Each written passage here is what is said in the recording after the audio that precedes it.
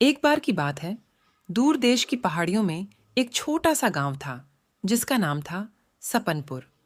सपनपुर के लोग बहुत ही साधारण और खुश थे, लेकिन उनकी जिंदगी में एक अनोखा राज छुपा हुआ था।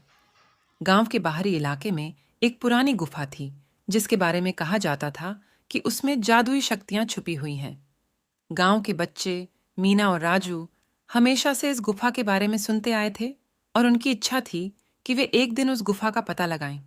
एक दिन उन्होंने हिम्मत की और गुफा की ओर चल दिए। जैसे ही वे गुफा के पास पहुंचे, उन्हें अंदर से चमकती हुई रोशनी दिखाई दी। वे धीरे धीरे अंदर गए और देखा कि गुफा के अंदर चमकीले पत्थर जगमगा रहे थे। ये दृश्य देखकर वे दोनों हैरान रह गए। अचानक एक पत्थर से एक जादुई परी प्रकट हुई। परी ने मुस्कुराते हुए कहा, मैं जादुई परी अनन्या हूँ। तुम्हारी बहादुरी और निष्ठा ने मुझे प्रसन्न किया है, इसलिए मैं तुम्हें एक वरदान देने को तैयार हूँ। मीना और राजू ने सोचा और फिर उन्होंने कहा, हम चाहते हैं कि हमारा गांव हमेशा खुशहाल और समृद्ध रहे। परी ने मुस्कुराकर उनकी बात मान ली और उसने अपनी जादुई छड़ी घुमाई।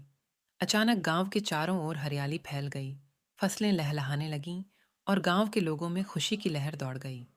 मीना और राजू खुशी खुशी गांव लौट आए और उन्होंने सभी को अपने साहसिक कारनामे के बारे में बताया। गांव वाले उनकी बहादुरी की प्रशंसा करते नहीं थके। इस तरह सपनपुर गांव हमेशा के लिए जादू और खुशहाली का स्थान बन गया, जहां सभी लोग बड़ी उम्मीदों और सपनों के साथ जीते थे।